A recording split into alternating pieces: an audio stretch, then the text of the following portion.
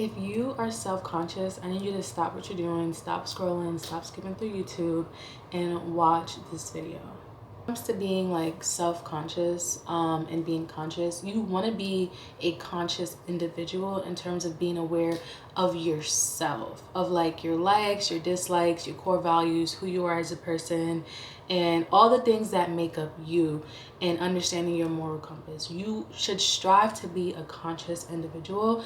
And it's so funny because I was talking to one of my friends about this the other day, and it's just that like you can meet someone and kind of tell that like they are not fully in their conscious because they move through life with like an animalistic approach of life, of not thinking, very survival mode, very just like, you know what I mean? Like, okay, so that's an individual I would kind of just like group into the category of like not being as conscious, okay, or not being tapped into their consciousness, okay? So that is totally different.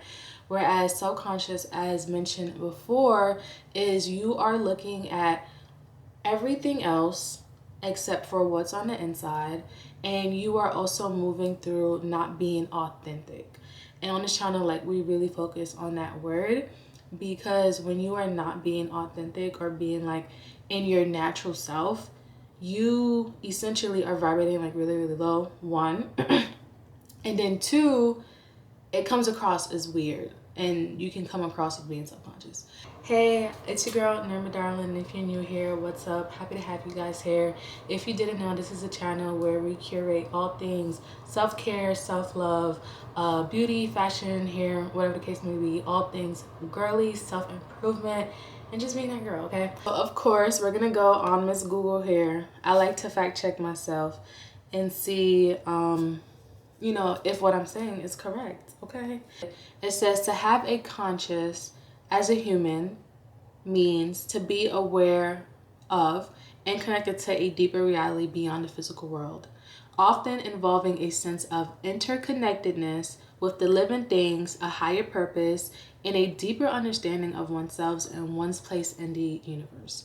Often achieved through practices like, and now these practices are subjective to you. If you meditate, if you pray, if you do other things, that's subjective to you. I'm not going to tell you guys what specific thing to do. Whatever fits for you works for you. So, you know, mindfulness, as mentioned, we always talk about mindfulness and being intentional and slowing down just a little bit so that you can tap into that. And living with an awareness of your spirit in addition to your physical mind and body. And now when they say spirit, you can definitely like kind of feel that, and also with your emotions, because essentially that's what it is. It is, your spirit is basically like all of your emotions, all the things that you've experienced through life, things that make you uniquely you. That essentially is your spirit, your emotions, whatever you want to call it. So that basically is who you are outside of the physicals, outside of money, outside of anything that you may own, how you may look. None of that matters. What matters is the spirit. So yes. Okay, and if anyone is wondering the hair I'm wearing, I think I might have a short on this by the time I upload this video, but this is the hair. It is a Synthetica. She's cute and she's bouncy. She really just might become my like gym wig for real. But this is the wig. Go ahead and screenshot that if you need to. I'm gonna be honest with y'all, I'm not gonna have it in the description box, so go ahead and screenshot that now. I just don't got the energy for it, but I'll try. If I do it, I do it. But this is the unit, so definitely give her a try. There's like a black version that's really, really cute, and I'm sure would look like way more natural, but I really wanted to try something, you know, with color, so why not? So when you're a self-conscious individual, you are in a forced energy, okay? Essentially, you can think of forced energy as anything that's like unnatural, that's like a little awkward, a little robotic, a little like, you know, fidgety. Essentially, that is what forced energy is. And when you're self-conscious, as mentioned in the definition before, you are thinking about how you look, how you come across, and you're not being generally authentic. So as mentioned before, being authentic or being authentically yourself and truly yourself is the way that you can actually reach the highest frequency of the best version of yourself. How you can reach like just you know, your most prime and perfect it girl, literally the highest form of yourself that you can be. Okay, so when you're able to fully be yourself raw and uncut is such a beautiful thing. Like literally, it's something that not all people do, but the people who do it, I want you guys to really like think about it, right?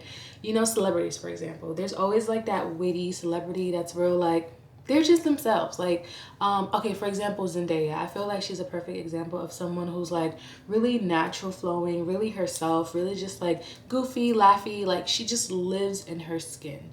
Okay, and that is the perfect example of someone I would say is someone who is not self-conscious or is just, you know, living in their truth. And a lot of times when you do show the world your most authentic self is usually how you are able to become the best version of yourself. Because if you find that like you're hiding parts of yourself only to yourself, now how will you really grow?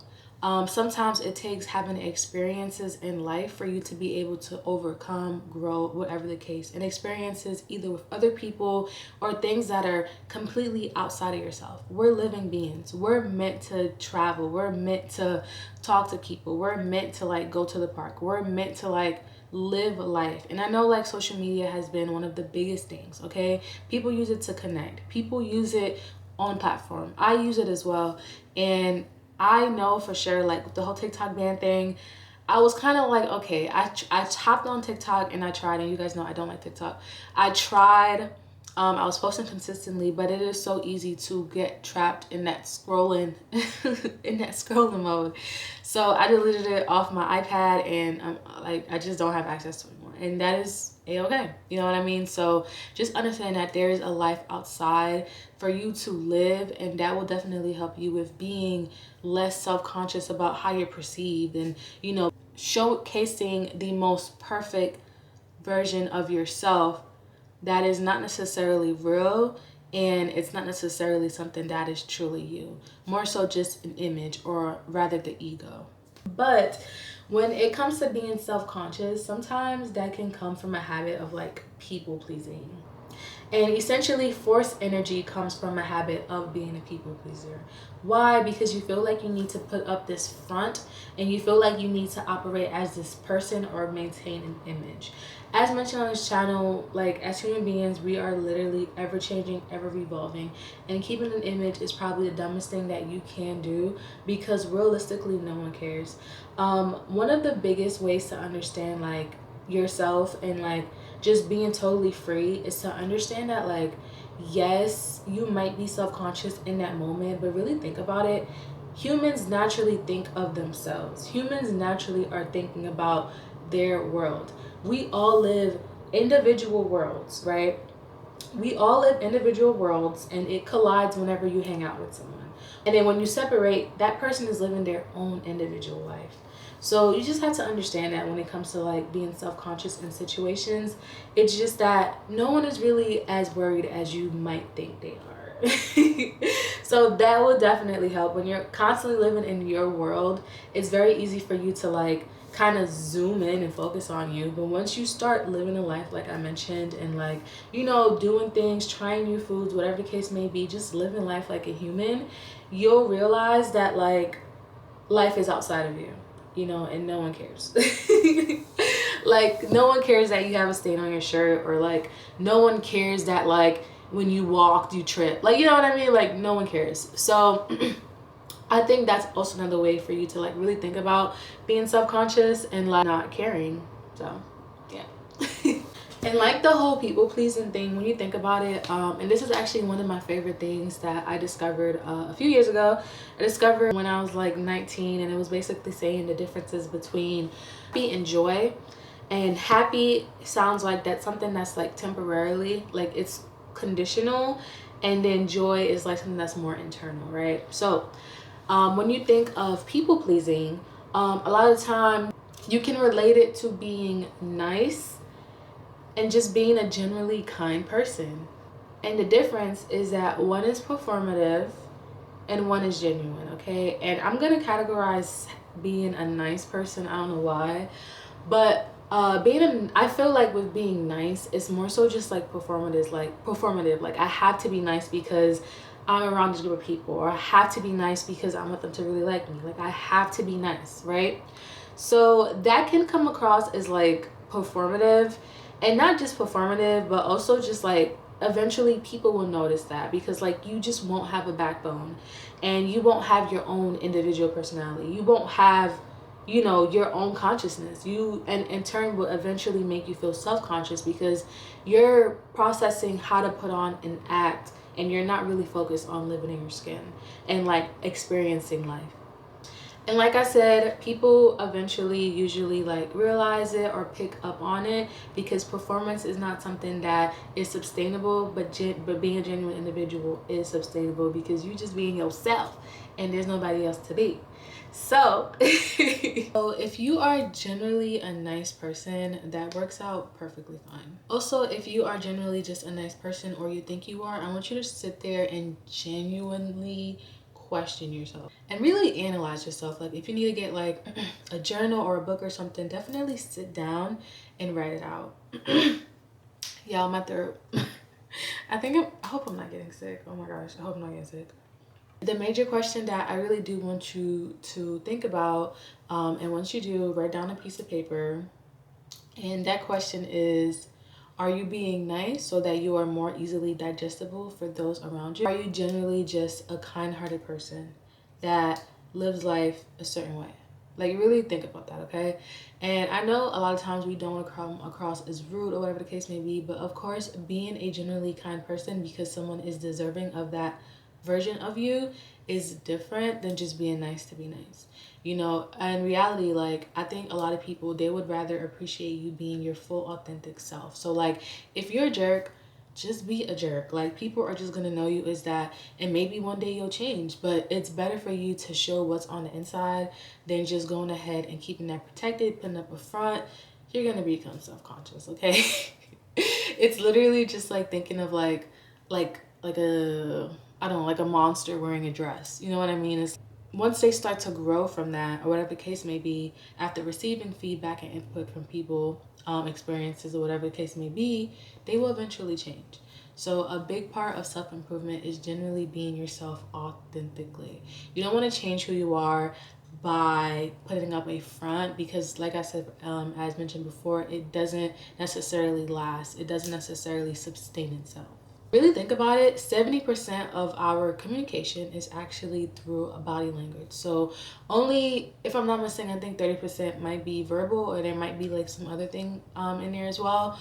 But that's a big percentage. So 70% of our body language basically showcases like our communication, okay? So like if I'm talking to you, it's like if I was talking to you right now and I'm telling you a sad story, and I'm kind of just like, yeah, so like, you know, I dropped my ice cream cone and it was the worst thing ever. That comes across as like really weird and forced for me. That took a lot of forcefulness that was not needed, and it takes a lot of energy. And it's just weird because if you are not genuinely feeling sad at that moment, why are you trying to cover up that feeling or cover up how you're feeling? Being expressive is also a really good way for you to learn to not be self-conscious, because you're just being yourself. There's nothing else you can do. So yeah, I'll talk about community on this channel, and with being 100% yourself, you will be able to attract people who are accepting and loving of you, rather than putting up a front and attracting the wrong type of people, which you do not want to do. Next part of my video is going to be a good one. We're going to be talking about how to fix self-consciousness. Yes, you heard me. We're going to talk about things that you can do to fix it. And now I already told you guys a few things that you can do if you were listening. Now here's a few more steps that you can take that will help you kind of overcome that. So one of the biggest ways that you can help yourself from being self-conscious is to go on solo dates, okay? I'm talking, don't bring nobody, okay? No one with you. Like dead ass, don't bring nobody with you. And go alone. And like, if you need to, bring a book. If you feel like you're a little bit more intimidated, bring like a laptop or a tablet or a phone or whatever the case may be. Bring something if you feel like you're not ready to just sit there and eat and then just be like, you know, not knowing what to do with yourself. I would definitely suggest that you start with maybe something that will keep you feeling like, you know, you're not completely alone or a loser, which a lot of people feels like whenever they do solo dates, but that's not the case. When you learn how to tap into your consciousness, okay? So what you can do is go with like a tablet, iPad, whatever the case may be, and you're literally just like sitting there, you know, eating your food. You might have a book or whatever. So you're keeping yourself occupied in that moment, so you feel like the tension might be less on you. And remember, like I said before, a lot of times humans naturally think about themselves, okay? So when someone is going into a restaurant and they see you saying, "No, I'm eating alone," no one is thinking, "Oh my God, look at that damn loser." Like literally, they're probably like, "Oh, cool." And then they go about their day, okay? So remember, people are all living in their own world and their own life, okay? So no one cares. So definitely start off slow, and as you gradually move on, you can learn how to be more intentional within that solo date, meaning that maybe you might do no phones, okay? You might do no books. You might go and generally sit there, talk to the waitress or the waiter, eat your food, you know, communicate with them, make small talk, you know, and just like interact with your environment. That definitely helps in terms of like understanding like yourself, how you navigate, how you work in situations that you're not maybe used to, you know what I mean? And over time that will definitely help, because you will learn there's no better feeling than to be yourself, especially in a room full of people that you don't really know or care about. That is a perfect place for you to practice fully being yourself with no distractions and just like, you know, doing your thing, okay? So that's one. Number two is one of my absolute favorites, and it is solo picnics. I've been doing picnics since like 2018 or something like that. It's been a while, y'all, but I really love picnics. We used to do them all the time growing up. And well, we didn't do picnics. We went to the park. We went to the park all the time growing up. So we did like at tables and stuff like that. But what I like to do is like go outside and like bring a picnic blanket, invest in a really good one. If you have a car, just keep it in your car, keep it by the door, whatever the case may be. Invest in a good picnic blanket. Amazon has a few. And you just open that out, bring you a book, maybe some snacks, some sunglasses, a pillow, and just lay out there, okay? Now, I used to do this in Brooklyn, New York. I was doing this in Prospect Park, and I also have done this in Central Park a few times as well. And essentially, what that is doing is you are exposing yourself, okay? You are literally exposing yourself to strangers that you do not know. And essentially, when you're in that space, you're going to, when you're in that space, you're literally going to be self-conscious because of the fact that you don't know what to do with your body, okay? So I want you to fully embrace the awkwardness. And then as you do this more often, you'll be able to just go out there and just like lay freely. Literally, I still go to Prospect Park, and I will like see people and they're just free and laying on the floor, and I'm like, they know what they're doing. So I would definitely say that would help a lot. And it's something that I'm really passionate about, because I have started doing picnics with my friends and my family, which feels amazing because like I'm able to share that experience with like other people as well. So I would definitely say do a solo picnic, and of course share with others after a while. Another way you can actually go about helping yourself with being self-conscious is for you to care less. Like I mentioned earlier before, we're naturally programmed to think about ourselves, okay? When you walk in the room, okay, for example, think about it like this, right? Let's say, for example, you were eating something and you got a stain on your shirt, right?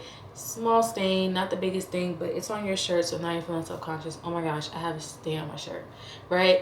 You're talking to someone and you might casually bring it up in a joke, and they're like, oh, I didn't even notice.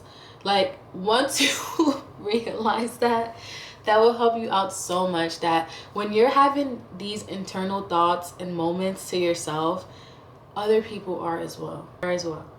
So they ain't worried about you, okay? So that's one way for you to actually like really, I really want you guys to internalize what this entire thing, internalize the entire understanding that everyone lives in their own world and have their own thought process, okay? Sit outside and like a solo date and solo picnic is so healing, because that is the number one lesson that you want to learn when you're being authentically yourself, especially if you feel like you're being judged or you feel like you're being like having to be this person. So that's one thing for y'all to know, y'all. So that is a really good gym, and I try to be like as nice as I can when I'm giving advice to y'all, but sometimes like realistically I am a nice person, but I am also a very much so dead ass person. So it comes out and I try to be nice, but I'm like, I have to just like let it out sometimes. So it feels good to like still be in touch with like that spicy, fiery, younger version of me, okay? She was hot. Okay, little Miss Brooklyn. So yeah. Okay, and I told y'all another one is for you to work out. Okay, and now of course you can go and work out with like your friends, your family, whatever the case may be, but I want you to also practice working out alone. I want you to practice curating a playlist for you, whatever playlist you might like, it might be vibing with. I want you to curate a workout for yourself, okay? And I want you to put on your headphones, wear your cutest gym outfit, okay? And it doesn't mean it has to be revealing. Sometimes you just might want to wear pink, okay? So wear your entire outfit and go in the gym and work out, and do that consistently and just be in your own world, be in your own zone. That will help a lot. Okay, that and moving your body, flowing. You know, we're not meant to just sit down and be like stiff or just like lay in bed all day. Like that is not what we're meant to do. We're meant to move. We're meant to, you know, jump around, go do stuff, experience life, work out, walk. Like one of the biggest things, the drastic changes that I've had with living in a major big city and moving to like a non-walkable city is that movement. Okay, people use the gym as a form of movement. No one is walking out here, but one of the things I do notice whenever I do go back to New York is that a lot of people in the South are just naturally bigger because, you know, they're not moving unless they're going to the gym, and if they ain't going to the gym, they driving everywhere. Versus in New York, you don't really need a gym membership. You can just walk to where you're going, get off the bus or the train, you know, like 4 stops ahead, and walk, and you got your like 40 minutes in or 30 minutes in. So that's one thing I did notice. So if you are in a non-walkable city, I would definitely say go ahead and get that gym membership, whatever the case may be. It's always a good investment to make in yourself, and you can literally get the bottom tier, like $10, and just walk, like literally walk and work out and move your body. That would definitely help with like being self-conscious, you know. So yeah. Another way to like help with being self-conscious is just literally to just take control of your life. Okay, now I know some people like they thrive in like always complaining or feeling like they're always getting things happen to them or feeling like the world just doesn't work out for them. Like there's people in this world that is like that, okay? And essentially what you want to do is be able to take control of your life, okay? One of the things about being self-conscious sometimes is that maybe you are not generally happy with yourself, with your soul, with your like whatever the case may be, so then you end up putting up a front to fit in and morph into environments, okay? So that is the issue right there. So when you do that, you come across as being like a little bit self-conscious, okay? So a way to help with that is taking control of your own life. What does that mean? That means doing the things that you want. And I always talk about this on this channel. Doing the things that you want, that you love, things that fuel you, okay? Things that make you feel beautiful, things that make you feel energetic. Be around people who uplift you, people who are just like, you know, like your people. Like you want to do stuff like that. You want to have your personal time.